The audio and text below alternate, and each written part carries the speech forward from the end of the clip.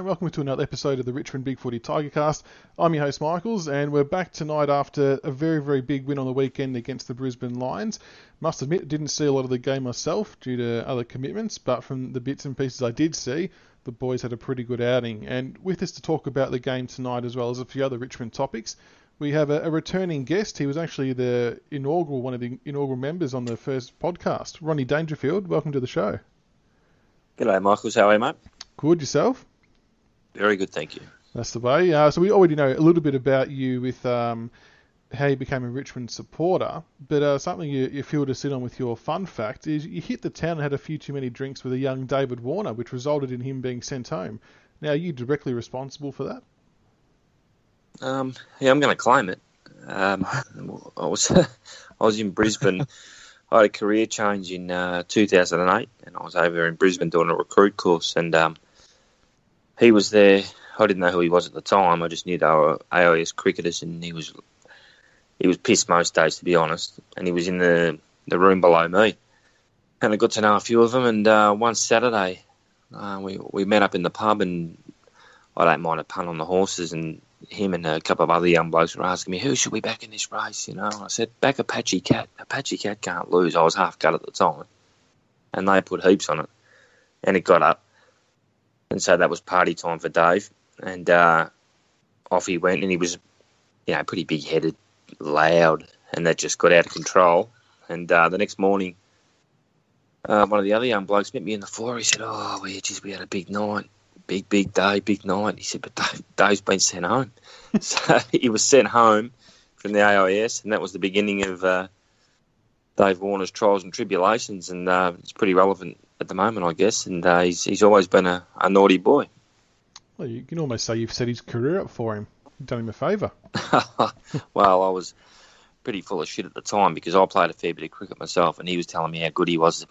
Mate, I would get you out. I didn't know how good he was, obviously, but he's going, rubbish, let's go down the nets. He wanted to take me down, and thank God I didn't go, but yeah, I was telling him I was too good for him. Oh, very good. And your favourite grand final moment from last year?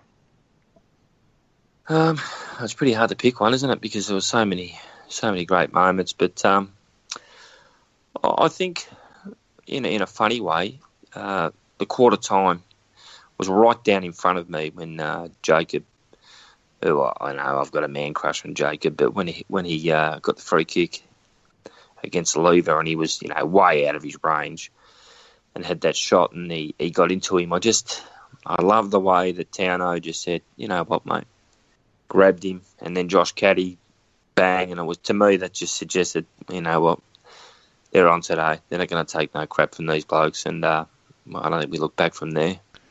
No, a very good time to bring up that matchup, because I'm sure we're going to touch on the matchup again later on now that he's at Melbourne, so I think we're all looking forward to that. And our next guest tonight is new for the first time. He once took a stripper home from a strip club, which is pretty impressive for those who have, maybe, I haven't attempted it, but I've seen mates try it at a Bucks night. TheLoungeLizard, welcome to you. Thanks for having me, lads. So, without going into too much detail, how did this all come about? An overinflated ego, I think, is the only way to put it. Essentially, after a couple of weeks of living within my own bubble, and bit of a party at the end of it all, I thought that a strip club should be the place to blossom its team. I was with other people, mind you, and pretty much this beautiful German girl was there, and sort of fell in love like at first sight, and mostly with her legs, and just start talking about like football with her, because I didn't think I was gonna sort of get home with her, and sort of thought, you know what, fuck it. And assuming we can swear, I said fuck it, and just said, like, do you want to get a drink? Of course, Sydney's got like the lockout laws and all, so she suggested we go back to her place, and some say I'm still dragging my jaw off the floor now from that sentence. And then after we got back to her place, she said, oh, here's a guitar, could you play some songs? And I played a couple of songs, and ended up playing Don't Look Back in Anger by Oasis, and to which she said, wow, that's beautiful. Did you write that? And I looked her right in the eye and said, my word, I did. And then I think that was the sealer for the old How's Your Father. But yeah, it's very. I'd love to meet Noel one day and say thanks. Like, thanks for it. Like, you really helped me out there. But I always figured that one day she's gonna like listen to the radio and hear it come on, and I'd think like, wow, like that guy's like pretty famous, or you know, or like twig that I'm just a bit of a liar. Well, he obviously covered it pretty well, so I mean, it's probably good wingman kind of stuff from Noel, if anything. Yeah. I mean, like the thing, I mean, it was one of those sort of songs where, like, it's quite a high song to sing. I thought I don't really want to go for this too much because I don't want to like completely fuck it up in front of her. So perhaps I had that like more melodic, softer take that sold it for her, or perhaps she was on my charm the whole time and didn't matter how I sang it, just got to sleep with me. But I like to put it down to my musical prowess. Absolutely. Oh, that's a very good story, and I'm sure many of she did nearly make BigFooty... me. Well, I was just gonna say she did nearly make me miss my flight home the next morning. Oh, okay. I only just made that in the clothes from like the night before, so like everyone was aware what had happened. Oh, a good story to share, nonetheless. I'm sure the boys were pretty rapt for you. Jealous, I think, was more the word I'll go with. All right, we'll push into some of the footy talk. The first topic for this week is the roast and toast. Lounge Lizard, you're responsible for the roast this week. What have you got for us? Yeah, no, I'm not sure how it's going to go because I'm no cook, but I'll try my best to roast. Pretty much on the AFL with the class jumper policy. Anyone who follows me is a bit of a poster, or like a lot of the guys in real life and know me would know that I spend a lot of time with footy jumpers and graphics design board. And I don't design, I can't, but I did go to art school, just, do drugs and meet women. So I figured I got some sort of way to analyse them. But honestly, what's going on with the AFL at the moment? I mean, you got Carlton running out in the full home strip and home shorts last week against North in royal blue and royal blue shorts. Round one, Carlton were in like grey shorts with like the home jumper, and it doesn't make any sense. Obviously, there's an accent. I did spend some time in the UK growing up, and my idea of class jumpers is probably a lot more open than other people. I know a good poster of mine who, his name's completely escaped me. The one with the Ned Flanders avatar. RFC Tiger 74. RFC Tiger 74, yes. When I met him at one of the Richmond functions last year, one of the few things we actually do agree upon. He's a hell of a nice guy, by the way. But we're very staunch in our views. He agrees entirely on this about the class jumper thing. It's ridiculous. He thinks there could be more contrast. I think just like rewrite the whole thing. We've got to start seeing matchups as uniforms. So it's not white shorts away, dark shorts home, with whatever jumper you've got. It's a uniform. If you wear a predominantly white shirt, you wear predominantly white shorts. Match them up as a uniform and give people a proper image to look at. It works in every other sport in the world. Somehow we find a way to make it very complex. If you ever pop onto the footy jumpers board, you'll see that the jumpers tipping competition that they literally have, because it's so arbitrary that no one can work it out anyway. They really need to get on and do something about it. Just make a decision and keep it consistent throughout the whole year, because, I guarantee you Adelaide won't be wearing their clash strip against us in Melbourne. No, that's right. And I think one of the best ones I saw was, I think it was two teams wearing blue. I don't know which two it were, but then the umpires had some themed round where they wore light blue as well. I'm like, whoever made this decision to have the two teams playing wear clashing strips, but then the umpires to go in on top of that, yeah, it just blows my mind that someone was paid to make that decision. Yeah, and I think even down to like the decisions on like last year's grand final, I have no issues with us wearing the Clash jumper. It's a beautiful Clash jumper. And we were the second-ranked side, so that's fine. If that's the ruling, I mean, that being said, the FL's rule is actually, if you go back to the history of grand finals, Patrick Keane doesn't actually match up with that rule. Some years it varies. It kind of depends on how they feel. But our jumper is predominantly yellow. We should have been in yellow shorts for one uniform look. And, you know, again, that's initially what you touched on, is that you got two teams in blue and then the umpires in blue, but the shorts are all different. And that's just not enough. Not in the most elite level of this competition. Yeah, exactly right. And Rodney Dangerfield, you've got the toast for this week. What have you got for us? Yeah, just before you do, just that yellow jumper thing, I reckon that was almost like everything that worked in perfectly last year. That must have made us a fortune, that yellow jumper. Everything just worked out to a T. Every kid I see at the footy's wearing a yellow jumper now. But my toast... Just put an inverse. My toast is just Richmond on the whole, our team. I think it's, you know, you do get a little bit apprehensive. Oh, we've never been there, have we? We're in a premiership. You think, oh, how are they going to go about it? Are they going to be, you know, they're only young blokes. Are they going to get ahead of themselves? Are they going to party? But just the way they're playing and looking at them, and, you know, everyone's come back looking unbelievable. Like, you look at Castagna, he's bigger, and Caddy looks slimmer, and the one I really love is the big guns, and it starts from the top with Koch, as we know. He doesn't trace any personal statistics, any glory. He just focused on what he's got to do. 100% at the ball. Jack playing his role. Rance, Dustin Martin going down forward, not worrying about getting 30 possessions, goes forward for the team, kicks 6 goals. And then there's the lesser likes like Towno, Lambert. They never, ever deviate from their role. They don't care what their stats look like. They're just worried about playing their role. And then you look at Dylan Grimes with his spoil when they hadn't had a goal on the board. A minute later, Reece Conker's making this unbelievable smother, and his work rate right across the board. I can't think of one player that's taken a backward step. And I know we didn't play against a lot, but I got a real feeling of, I don't know what the word is, just I think I was convinced on the weekend that, you know, they're fair income. They're not going to have one of these seasons where they fall off the cliff. They are so focused on what they're doing and so hungry for more success. And I can't pump them up enough at the moment. Yeah, I think a lot of us could even see that in the JLT series.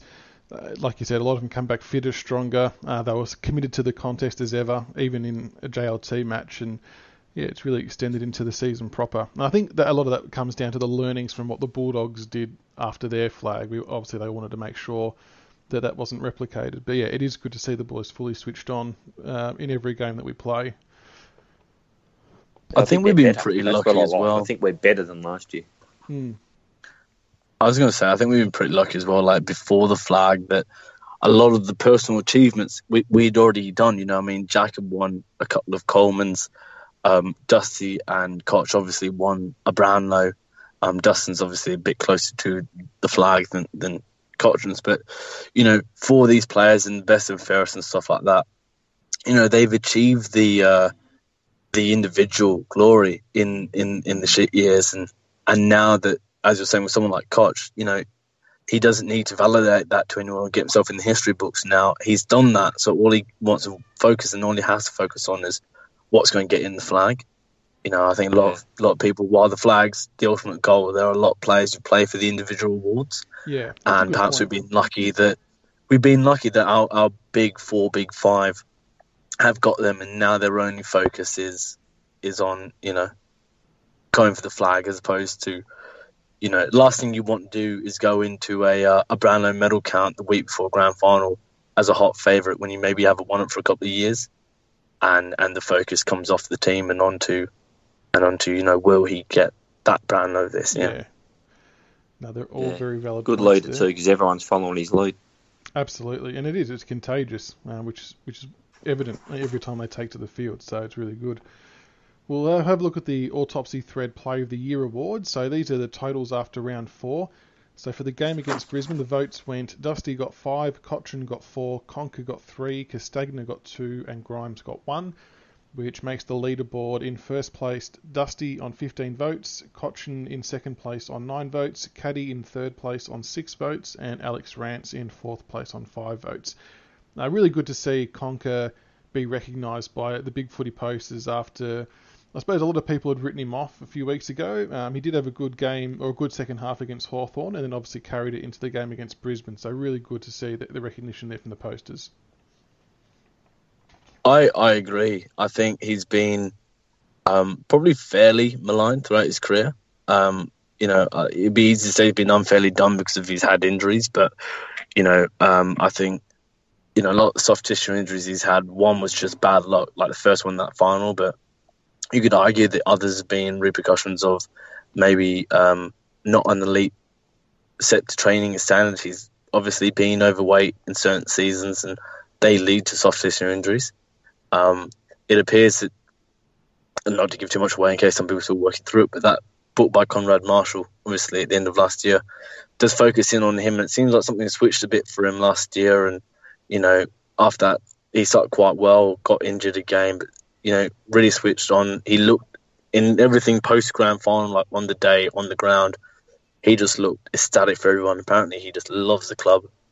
I think the realization that could come to an end came quick, and he's already had one contract renegotiated, and I think he's pretty buckled down now. He looks fit. He looks full of confidence as well. And it's easy to say he's had a couple of bad opponents to run in, and I saw that posted this afternoon. Couple of poor midfield to get confidence, but it's invaluable. It doesn't matter how you get it, just get it. And he looks like he'd be a really important cog, and I like to see him do well because I think he does provide. He's one of those guys that you can throw back, you can throw in the middle, you probably could throw him forward. And I think it's one of those risk for reward types. With his disposal, I mean, Brandon Ellis, obviously at the moment, is a bit of a whipping boy. I've noticed on the board a lot of people want to see him out as well. But while the disposal is poor, I think you can put up with that if they get to the right spots and they're doing the team thing. I mean, a lot of superstars, namely, Ablett, Dangerfield, Judd, stuff like this. I mean, the disposal was never great. Excuse me, the disposal was never great. And if he can continue the team thing, he's quite a big unit, so he can take someone out in the midfield. If it frees up guys like Presti to go forward a bit more, who's very dangerous, and Dustin, obviously, then more power for it. Absolutely. So the review of the round 4 game versus the Lions. So Richmond 16-14-110 defeated Brisbane 2-5-17. Goal kickers, we had Dusty with 6, Townsend with 3, Castagna 3, Lambert 2, Caddy and Rewalt 1 each. Rodney Dangerfield, question for you. Dusty playing forward, it seemed like he played a lot more forward this week than he even did against the Hawks.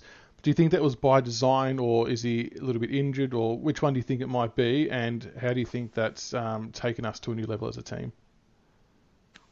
Yeah, I'm not sure with his... in the Hawthorn game, I was with my mate, and I said, I think he looks like he's carrying something, but, you wonder if your mind's playing tricks on you because he's down there, or on the other side of the coin, it might be a great opportunity and really smart coaching to say, well, there's some big games coming up later in the year, let's save the miles in his legs because he's so dangerous forward and just play him there now. But, and that gets back to Reece. With Reece in the side, Dion and Trent in the middle and Josh Caddy going through there, it just gives us so much options, so much flexibility, and just makes us so dangerous because everybody in the world knows you put Dustin Martin, and we isolated him so many times. I know you haven't seen a lot of the game, but he got isolated so many times. I almost felt sorry for the young Brisbane blokes that were on him because they just never stood a chance. There was a stat they mentioned during the broadcast that apparently he wins something like 90% of his one-on-one contests. Yeah, and that's against everyone. He's an NFL leader in that. Yeah, he's an NFL leader in that regard. And they're the bottom side. And he could have kicked a lot more. Really, he was. I do wonder if he is carrying a little bit of soreness, but it's not hampering him obviously too much. But if he is, it's just smart management. But there's no reason to think that he can't kick 50 goals for the year, even just spending 60 middle, 40 forward. He's probably been doing the opposite at the moment. But I'm sure as the season goes on and we get into some big games, he's going to spend a lot more time in the middle. But what a beautiful ace to have up our sleeve when you've got the smartest player going around in Jack Rewald, who opens up the forward line anyway. And then, as I said, the role players like Townsend, and just get out of the way. They're not selfish. It just works beautifully. If he played 65% forward, he'd go close to winning the Coleman, I reckon. He's that good. If we just kept isolating him, he's an absolute nightmare to match up on. Oh, he's impossible. And Lizard, the one thing I did see was later in the game, I think we were going pretty hard trying to make sure they didn't score a goal. Once they did, the pressure kind of eased off a bit, but it looked like it ramped back up again in the last 7 minutes. Is that just a way for the boys to try and get some real run into the legs given the extended break before the next game, or how did you see that? Probably more just, I think it comes down to the natural flow of the games. The Lions are probably a bit unlucky not to score early. I mean, you obviously had that Grimes spoil. It's been well documented on Stefan Martin in the goal square at the punt road end. They probably were a bit unlucky not to get on the board a bit earlier. A couple of points, a couple of bounce of the balls that didn't go their way. I'm sure everyone that's listening to this has sat through Richmond games of that nature. So I think, it's probably more of a, if we'd switched off a bit, get the runner out there, get them refocused. Our pressure was intense, as we were saying off air, intense the entire time. You're going to have small lapses. Obviously, against a better size, I'll probably put a couple away against you like Hawthorn did. But I think it was more of a, we probably ease off a bit. Brisbane got a bit of run on the board, and then we regrouped a bit. And I don't sort of read too much into it. I mean, we got the extended break, but then I think we got a 4-day turnaround. Yeah. After the Melbourne game, I think it'd be more interesting if we can put Melbourne to the sword.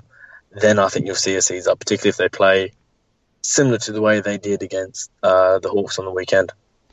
Absolutely. Just backtracking a little bit to Dusty, Grockadock has sent through a message saying that he wins 53% of forward contests and 87% of one-on-ones, which is just staggering. And to make it worse for other teams, Rance is probably not far off that stat at the other end of the ground. No, it was funny. I did see Grockadock last Friday, very briefly, and he did mention that, I'm not sure if it's soreness or whether it's an injury, but he did mention that there have been reports that Dustin, I think Cotram, were out to dinner, I think maybe on Instagram, and that apparently he was limping or moving a bit slowly. So I think there probably is an element of truth to it. Now, whether it's just general soreness, or a slight twinge, I just, you would think it can't be all that serious if the club's playing him, particularly against a team like the Lions. Exactly, yeah. And sometimes one of those ones you got to run out as well. Yeah. Before we go on to the Who Am I game, Rodney, I just want to get your thoughts on Prestia's first game back. How did you see his impact on the team? Really good, actually, because he's a player like Maurice Conker that's had a lot of injuries over his career, and like any player without continuity, he's always sort of struggled. We've seen last year he was copping it a lot because he was struggling, and they managed him really well too. They rested him, I think, 3 or 4 times during the year, and he always came back really well, fresh. So I'll be interested to see. It's good that he's got the long break. His next game's the one that interests me because he always does seem to play well first up. In horse racing parlance, first up from a spell, he always plays well. But what I did notice, I know we weren't playing a lot, but geez, he just makes such a difference to our side. Him and Josh Caddy just make so much difference. And that's some of the best recruiting ever, those 3 last year, along with Nankervis. But his game on the weekend was first class. Yeah, well, just to touch on the Caddy and Prestia thing back going forward. I mentioned earlier that Prestia is a very dangerous option forward, and another BigFooty poster, Mogwai, is a good friend of mine, and we've both mentioned that the problem with Prestia or Caddy being forward is they're not the most dangerous options, but if you don't have someone on them, then they become incredibly dangerous. And and that's what Townsend's role is so important, is that you have to have a man on either Caddy or Townsend or Pia Prestia when they go forward, because you just don't want to leave them free, or they're going to have a day out, like we've seen Caddy have a few times. Yeah. He's just getting better and better, Caddy. He's becoming a really, really good AFL player, Caddy. One of the few times I've been correct, I said when he first left the Gold Coast, we should go after him. Admittedly, I also said the same about Jesse White. So you win some, you lose some, but no, I'm psyched to have Caddy, and for that reason. And it's just good to see a guy in the Richmond jumper who gets the chest out and isn't afraid to get right in the face of the opposition. Hell of a nice guy. I met him at one of the functions recently. Big chompers on him. But very, very nice guy. And there's often reports he's a bit of a dickhead, a bit up himself, and didn't get that impression at all. In fact, was even making a couple of jokes about some of his old Geelong mates when we sort of said, how about getting Hawkins down there? He said, it's a bit old and slow these days. So, very nice guy and very down to earth. And I can see why culturally he's fitting very well, just for what it's worth. He's been a perfect fit for our club. And really, really glad we've got him on board. We'll push on to the Who Am I game. So I've got some facts here about a former Richmond player. So once you know the answer, just buzz in with your username and we'll see how you guys go. So first clue. I was born 27th of May in 1983 in South Australia. I originally played for Glenelg in the Sandful. I was traded to Richmond from the Bulldogs at the end of 2007 in exchange for pick 19 in the 2007 draft. Oh, God. I played 34 games and kicked 9 goals for Richmond. I mainly played... LoungeLizard. Yep. It's not Patrick Bowden, is it? It's not, no. I mainly played as a halfback. I think this will give it away. I'm most famous for kicking a goal after the siren versus Melbourne. I was going to say that I thought it was too early. Anyway, there you go. There you go. So I think we can unanimously agree it is the one and only Jordan McMahon. What a great game that was. A good goal, that one, after the siren. Very weird. Yes, and if you ever look at the footage... Didn't get us much, did it? Only got us just the mark. If you ever look at the footage, I'm very sure he marked it well and truly after the siren had gone and the whistle, but we'll take it. Absolutely. I think the umpire may have been caught up in the moment, which is very nice. Yeah, with the amount of crap that we get against us, we'll take anything we can. All right, we've got a new game as well to play. It's which post to set it. So after I went through our autopsy thread, and I've picked out one post that I quite liked, and I want you to see if you can guess who the poster was. Now, I've given a multiple choice because there's obviously quite a few posters on there, so it might be a bit hard to just pluck one from out of nowhere. But the quote on the autopsy thread was, 4 quarters today of relentless pressure and good footy by the Tigers. Finals form is back. So who said that? Was it A, Tiger Turbulence, B, Prodigy, C, Tigers 1229, or D, Gold Dust? It's interesting, actually. I thought it sounded very much... No, I actually thought it was a Tiger Imposter style wave, because I've quite enjoyed his coming round to the bright siders. He's had a beer with him last year. He's a real good bloke. Yeah, all reports apparently he's that's bang on. I'm going to go with Prodigy. Yourself? So was I. Yeah, I was going to go with Prodigy. No, it was Tigers 1229 who gave us that bit of gold. Well, Tigers 1229, you royally screwed both of us. You should hang your head in shame. Yeah, there was plenty of good quotes in there, but I thought I'll go with the positive one as opposed to a couple of the backhanded ones that were in there along the way towards the Brisbane guys. Didn't think to go for a Shazza quote. I thought it might have been too obvious. It's a very distinct style. You reckon? No, we love Shazza. Have you approached him about coming on the podcast? I think I might have in his former carnation, but I don't think I got the answer I wanted. But I'm more than happy to try again. It would be a very interesting chat. We could break the views record that Tiger 71 set. Yeah, absolutely. We'll get Shazza and Snakebaker onto the one episode maybe and see how that goes. The other one that would blow up ratings would be This Is Anfield and Gold Dust. That'd be a good one to have too. Yeah, Goldie would be good. Or the Gun and Prodigy. Talking about Ben Lennon. Or we could just get Nick on and then Lennon on. Yeah. Find out. That would be spot on.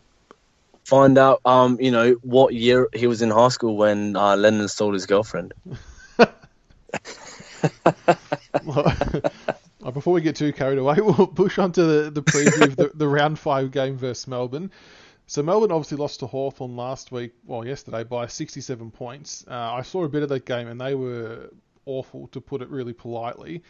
Rodney, I'll start with you. Where do you see this game being won or lost for Richmond? Well, I think with Melbourne, they've been exposed probably over the last 18 months. They sort of remind me a little bit of where we were 3 or 4 years back. And I just think we've got the perfect game for it, because 120 minutes of footy, 120 minutes of pure footy will smash Melbourne. And that's Richmond in a nutshell. So I hate going down this track, but I am unbelievably confident about the result of this game, because they won't play 120 minutes. They're front runners. They're a little bit full of themselves. They puff their chest out. They were doing it to Hawthorn yesterday. They thought they were going to win the game. They were giving them gobful, and Hawthorn beat them by 11 goals. So I just think that Richmond could give them a real lesson in a couple of weeks, because they won't take the foot. We know what they're like. I can't believe we even speak about them like this now, but you trust them. Their process is right. Their hardness. 120 minutes of footy, it'll just take Melbourne to the cleaners. Do you reckon there's any sort of danger around the fact that with the Demons coming off a heavy loss, they're going to be under the microscope and will probably come out breathing fire? Do you expect a really hot and fierce contest early, or they'll fade out? I do, yeah. I do, and that's probably what I'm talking about. I can even see us being 3 or 4 goals down, but I won't even lose a wink of sleep. I just think, and neither will the players. That's where Richmond are at now. Like, they will, Melbourne. They done it with Hawthorn yesterday. They'll come out and they'll be full of fire and brimstone, and they'll be bloody. You'll have your Tom Bugs running up and chesting blokes, and we just don't buy it anymore. We'll just keep playing out the way we play, 120 minutes, and we'll be saying to them, without actually verbally saying it, all right, no worries. See if you can do it for 120. Good luck. Keep going. The club they could be 5 goals up, and it have, wouldn't bother me. And the club does seem to have that confidence that the great Hawthorn and the great Geelong, even to a degree the great Collingwood and St Kilda teams of the mid-2000s and late sort of 2010s had, that regardless of where the game's at, that there's this belief that they'll win.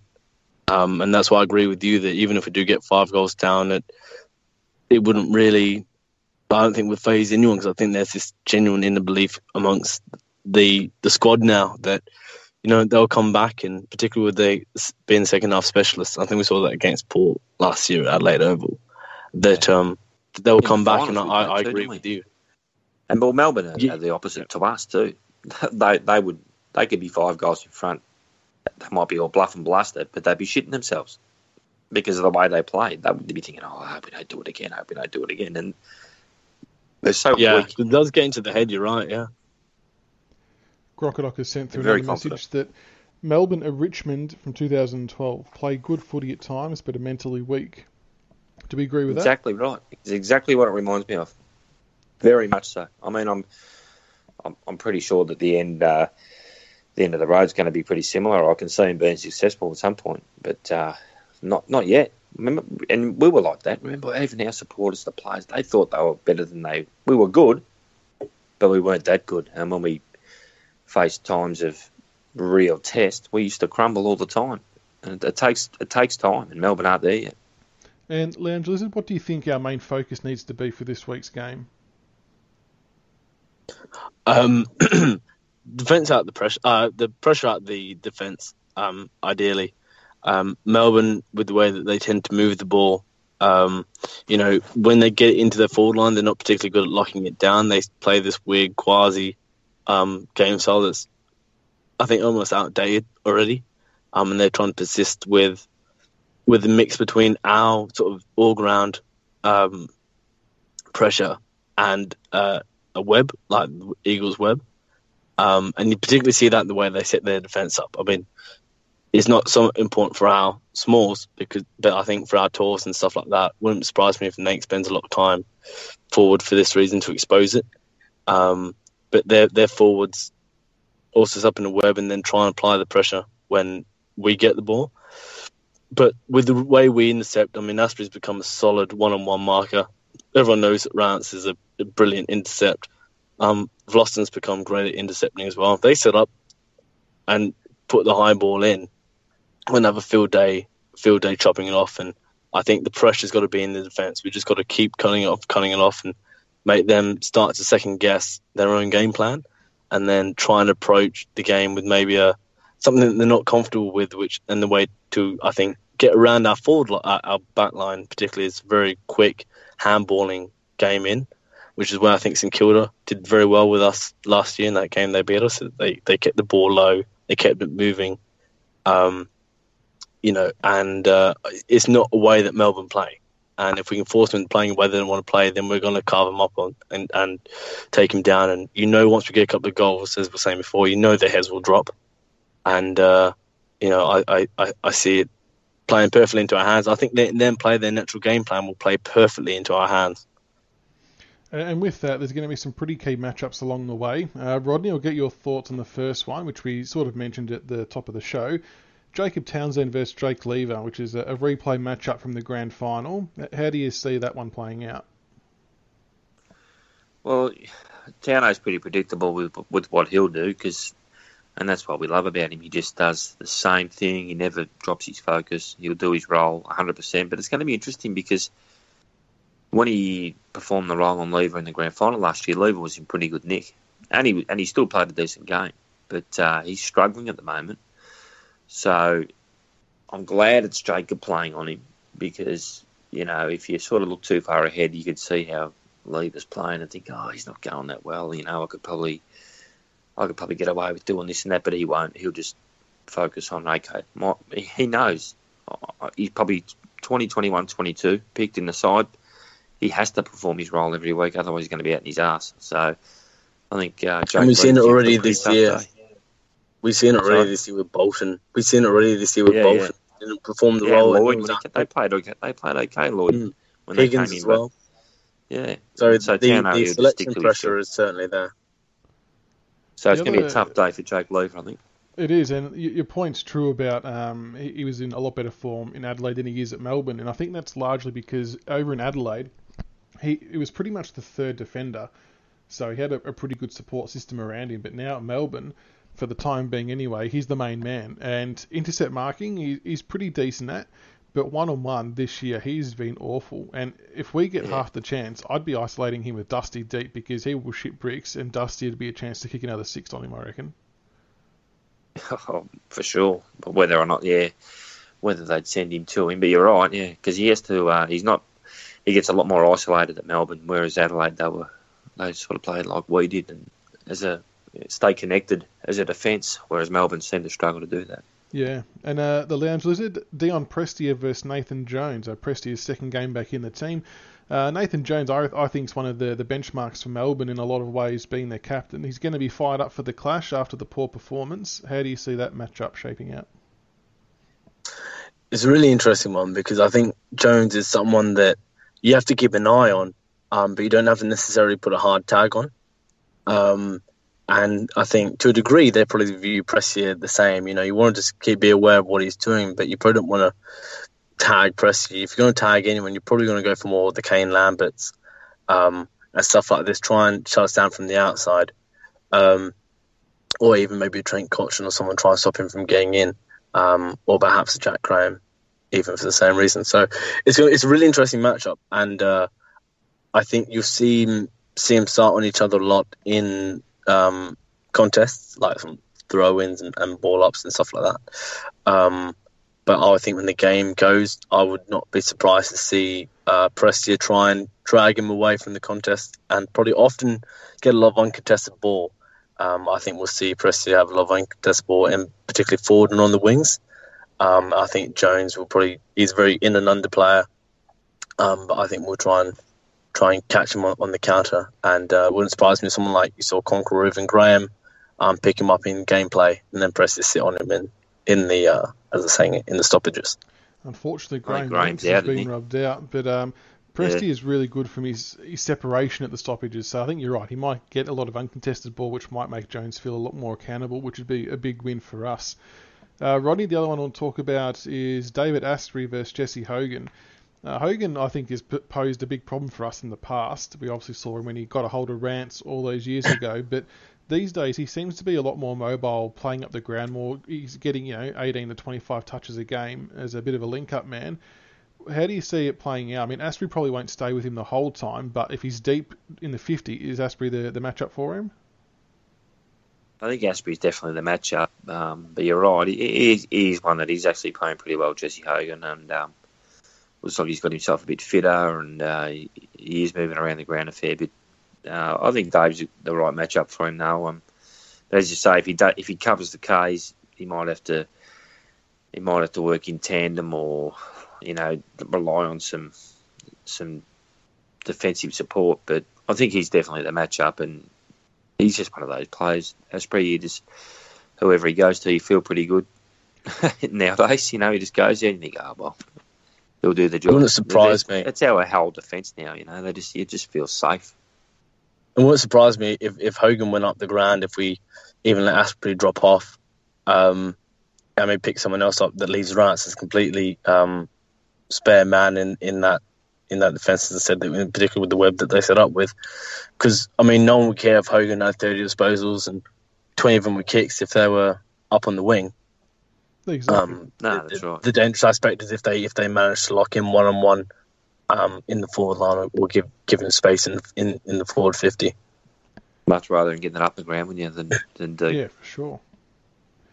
Because he's not like a Rewalt, and I think that's Rewalt's great strength, is he's possibly more dangerous up the ground with his football smarts and his skill set than even being deep in the 50. I used to yearn for the days of seeing Jack one-on-one out in the goal square, but I've now come to realise that he's just a far more dangerous player up the ground, and actually clubs would rather him be closer to goal, I think, which is the catch-22, because you don't want him close to goal either than be up the ground, because he just sets up so much of our scoring opportunities. And I suppose the biggest difference there as well is if Jack's up the ground, it means Dusty's probably sitting behind him in the forward 50. But if Jesse Hogan's up the ground, I'm not too sure Melbourne's second forward is at that kind of level where it's dangerous. It doesn't feel dangerous to me.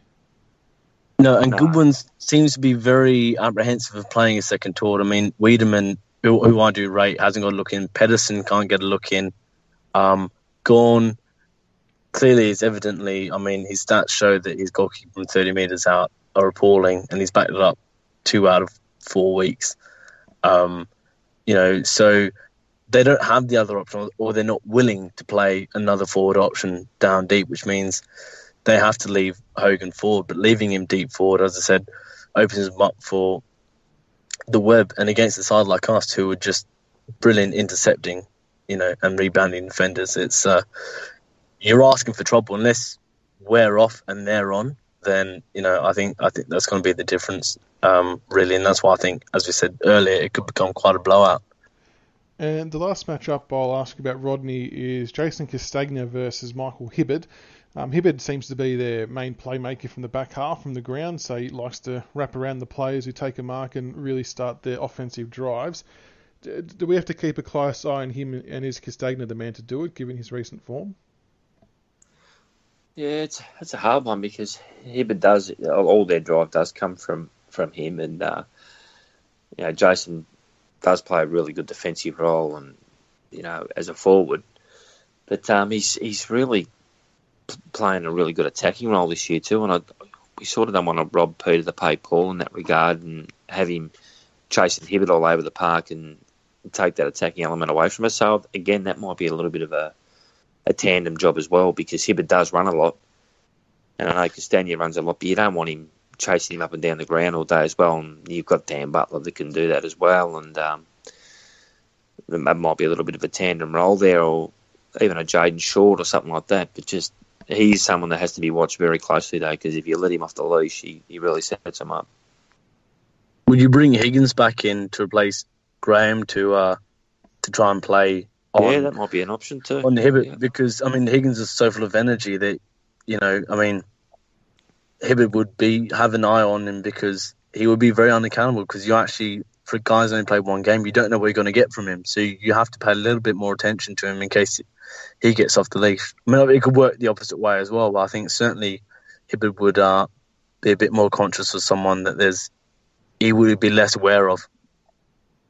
Yeah, and it's proven to be quite that's the role he'll dangerous. play. He won't play very defensive here, but that's one thing he will attack, and so you can expose him in that regard. Speaking of the changes, is Higgins coming in the most likely? I saw someone else on the board today suggest Nathan Broad could come back in, and there's been the obvious calls for Miles to get a game and even potentially Soldo to come in, given how good big Maxi Gawn is. It's a bit of a selection headache, I think, Lizard. It's a good headache, yeah, you're right. I wouldn't be surprised if Higgins comes back. And I agree. It's it could be dependent on the weather as well. But you've got a couple of options. I mean, this is assuming that they don't challenge the Graham decision, particularly, which could be a bit more likely now, obviously, that Jack Graham, that is, will only miss the one game respectively. You know, it's not like he's going to risk getting a second game. But yeah, I mean, Broad's an interesting one. You know, I'm not quite sure where he just sits into his backline. Short's playing very well, and I'll be, as much as I think Broad's a very good player and very good to our lineup. Melbourne's perhaps not the side to play him on, given that they've only got the one key forward. And you know, I wouldn't be so sure about, you know, tempting with form and trying to put Short forward or on the wing, just because he's played so well locked down. I've not seen Broad play as a forward. I know he's got elite running. I don't think he's ever really gone forward and be a pattern he probably doesn't really understand. So I think it probably Higgins is probably the obvious inclusion. But then again, you know, I think Stengel is a very good player. I'm not sure how his form has been in recent times, but I think he's a very good player and very dangerous forward. And then, of course, you've got Bolton, who I've maintained from day one could be absolutely anything from just an X Factor freak to back playing the waffle in 2 years. You know, it depends how much he's managed to switch on from being dropped and whether his defensive numbers have improved. Menagy's probably the other They one may that send could be a Towns chance into as him well. too, you don't know. Menagy, yeah, it's interesting. Menagy's not had a look in, really, I think, last couple of years. I know Tugger is a big believer in Menagy, and also a very nice guy. Yeah, I'm not quite sure where he fits into. You know that there's a position in a year or two, and whether we can keep him at the club for a year or two for that position to open up. But again, you know, we're probably looking at, you know, if it's going to be quite wet, whether you want to play a guy like Menagy, or whether you go for a safer option like a Miles. But I'm not sold on Miles particularly. I'd actually probably rather see like a Higgins come in. Well, they've definitely got some headaches at the selection room this week, which is always a positive sign. Before we let you and guys as Rodney go, said, a good headache. yeah, it is. It's about time we had a good headache. Usually it's like, oh God, this guy's going to have to come in by default. But now people are actually having to earn games, which is why we are where we are, I guess. But before we let you guys go, we'll get a prediction from each of you for the game that's coming up. So, Rodney, I'll start with you. What's your prediction, including margin? I think Richmond by 57 points. What, he's gone for the big one. And the Lounge Lizard, yourself? Well, if I've learned anything from Shazza, I would be saying Tigers by 1 million. You know, he's certainly got this way of seeing his, you know, big results. But I think the Richmond will win, and I think it'll probably be closer to a 35, 37 point margin. And I'll go Richmond by, I'll say about 26 or 27 points. And just a reminder, the game is on Tuesday the 24th of April at 7:25 p.m. at the MCG. Make sure you get there a bit earlier to watch the pre-game ceremony, and the game is live on Channel 7 and on Fox Footy from 7 o'clock. And if I'm lucky, they'll play it on Channel 7 if there is a Channel 7 TV on the cruise I'll be on. Otherwise, I will miss this game as well. But the Lounge Lizard and Rodney Dangerfield, thanks so much for coming onto the show, guys. Really appreciate your time. Thanks for having me. Yeah, thank you, Michaels. Thank you, LoungeLizard. No worries. And till next time, go good Tigers. to yes, yellow and black. Eat my life. Exactly. Thanks, guys. No worries. Cheers.